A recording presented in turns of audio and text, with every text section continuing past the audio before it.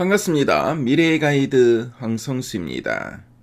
간밤에 미국 증시는 FOMC 회의를 앞둔 관망세 속에서 3대 지수 모두 혼조세로 마감했는데요. 하지만 자세히 들여다보면 지수와는 별개로 종목별로 엄청난 급등세가 펼쳐졌습니다. 미국 증시의 키워드로는 메타의 AI 대전환, 젠슨 왕의 정책 발언, 그리고 시장을 움직인 옵션 수급, 이 세 가지를 들 수 있겠습니다. 자, 미국 증시를 한마디로 말씀드리면 AI와 정책 기대감, 그리고 수급의 힘이 결합되면서 시장이 특정 테마와 종목으로 압축된 장세였다라고 말씀드릴 수 있겠습니다.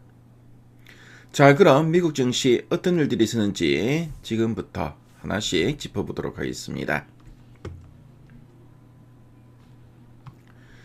자, 먼저 지수 흐름부터 보겠습니다. 자, 간밤에 미국 증시는 다음 주에 예정된 FOMC를 앞두고 큰 이슈가 없어 관망세가 짙었습니다. 다우존스 지수는 0.07% 약보합으로 마감했고요. 나스닥은 0.22% 강보합 마감했고, S&P 500도 0.11% 소폭의 강보합으로 마감했습니다. 자, 근데 중소형주 중심의 러셀 2000 지수는 특정 테마주들의 급등 때문에 0.76% 상승하면서 상대적인 강세를 보였습니다. 전반적인 시장 변화는 제한적이었는데요. 하지만 메타 플랫폼의 강세와 젠슨왕 엔비디아 CEO의 발언, 그리고 옵션 시장의 수급 때문에 양자 컴퓨팅과 원자력 같은 고변동성 테마주로 돈이 쏠리면서 이들이 급등하는 모습이 눈에 띄었습니다. 수급이 종목을 견인한 하루였다고 볼 수 있겠습니다. 자, 그럼 시장에 영향을 미친 변화 요인들을 하나씩 살펴보겠습니다.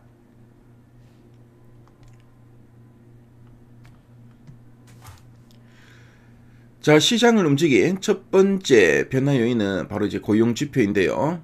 미국에서 일자리를 잃고 실업수당을 신청한 신규 실업수당 청구 건수가 지난주보다 확 줄었습니다.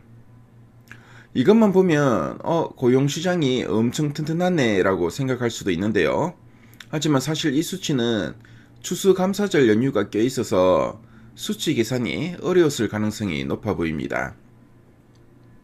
즉, 겉보기에는 튼튼해 보이지만 실제로는 연휴 효과일 수도 있다는 건데요. 이 지표 덕분에 달러 가치는 올랐지만 주식시장에 큰 변화는 없었습니다.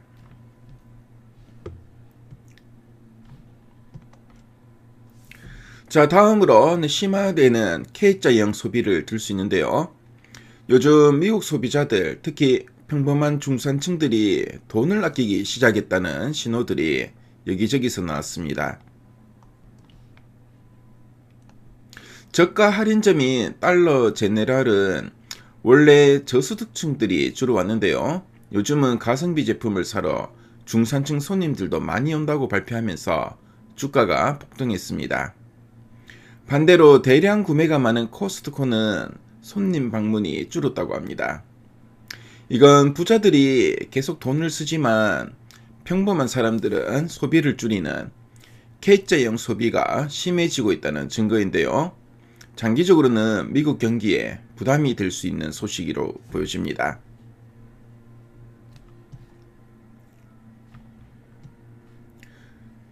페이스북을 운영하는 메타 플랫폼이 아주 중요한 발표를 했다는 점도 시장에 영향을 미쳤는데요. 그동안 돈을 많이 썼지만 수익이 별로 없었다 메타버스 사업 예산을 확 줄이고 이 돈을 전부 AI 프로젝트로 돌린다는 내용입니다. 시장은 이 결정을 쓸데없는 돈을 아끼고 확실히 돈을 벌 수 있는 AI에 집중하겠다는 효율적 투자로 보고 환영했는데요. 덕분에 메타 주가는 오르고 AI 인프라 관련 기업들의 투자 심리도 같이 좋아졌습니다.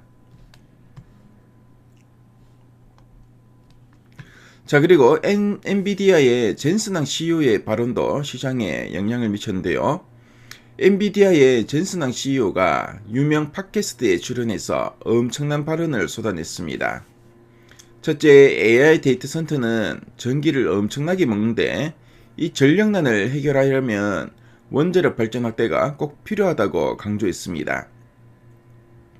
둘째, 파트너십을 맺은 기업 CEO의 일화를 언급하면서 양자 컴퓨터 기술의 발전 속도가 예상보다 훨씬 빠르다고 말했습니다. 이 두 가지 발언은 곧바로 원자력 발전 기업과 양자 컴퓨팅 기업들의 주가를 하늘로 솟구치게 만든 방아쇠가 되었습니다. 자, 시장의 또 하나의 재미있는 특징은 바로 옵션 시장의 힘이었는데요. 양자 컴퓨터, 원자력 같은 변동성이 큰 종목들의 대박을 노리는 옵션, 그러니까 외가격 콜 옵션 매수가 크게 늘어났습니다.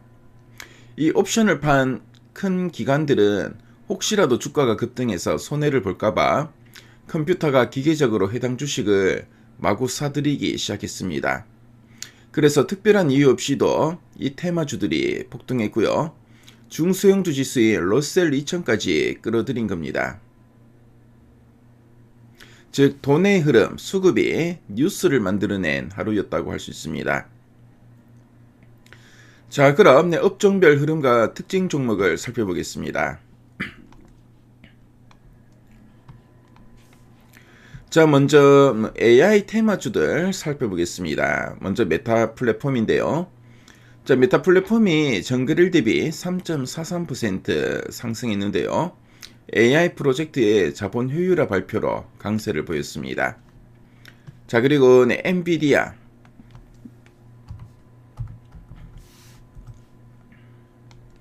자, 엔비디아는 수출 규제 완화 기대감과 젠슨왕 CEO의 발언 영향으로 2.12% 상승했고요. 자, 그리고 원자력 우라늄 관련주 중에서는 오클로,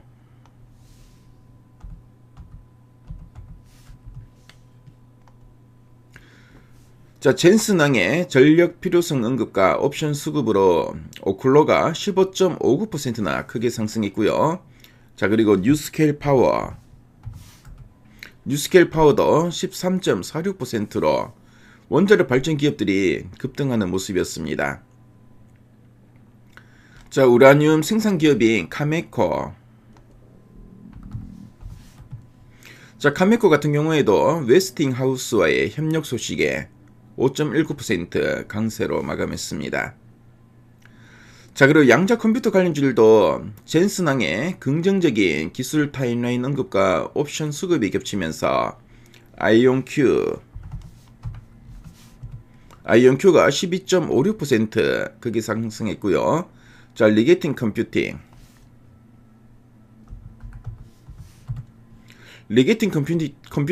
15.44%나 크게 상승했습니다. 자, 그럼 반도체와 대형 기술주들을 살펴볼 건데요. 반도체 대형 기술주들은 희비가 교차된 모습이었습니다. 자, 먼저 인텔.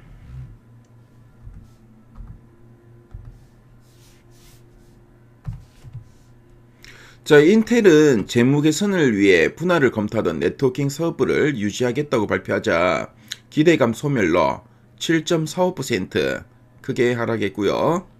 자, 그리고 애플.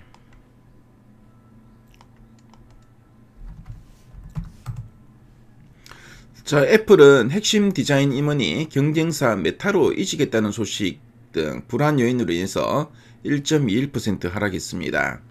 자, 그리고 아마존. 자, 아마존은 대형 배송 파트너를 잃을 경우 물류 비용이 늘어날 수 있다는 우려에 1.41% 하락했고요. 반면에 테슬라는 로봇 관련 기대감은 여전히 살아있어 상승세를 지속하면서 1.74% 상승 마감했습니다. 자, 그럼 원자재와 환율도 살펴보도록 하겠습니다. 자, 먼저 국제유가인데요. 국제유가는 우크라이나의 러시아 석유시설 공격 소식과 지정학적 불안감으로 WTI가 1.22% 상승한 배럴당 59.67달러를 기록했습니다. 자, 그리고 달러. 자, 달러 인덱스 같은 경우에는 0.5% 약보합을 좀 보였고요. 자, 그리고 국채금리는 미국채 10년물 금리가 4.1%를 상회했습니다. 자, 일본이 금리를 올릴 수 있다는 소식에 일본 국채금리가 뛰었고요. 이것이 미국 국채금리까지 끌어올린 것입니다. 자, 지금까지 미국 증시를 쭉 한번 살펴봤는데요. 자, 메타의 AI 투자와 젠슨왕의 원전 발언처럼 AI 혁신은 막대한 전력 수요를 만들고 있습니다. 자, 따라서 AI 인프라와 차세대 에너지, 원자력, 전력망을 연결해서 보는 시각이 중요해 보이고요. 자, 그리고 옵션 시장 덕분에 원자력과 양자 컴퓨팅 같은 테마주가 급등하는 모습이었습니다. 자, 이런 종목은 변동성이 크지만 강력한 뉴스나 수급이 붙으면 시장을 주도할 수 있다는 것을 명심해야 할 것입니다. 그래서 리스크 관리는 필수로 보여집니다. 자, 그리고 미국 소비가 K자형으로 갈라지고 있는데요.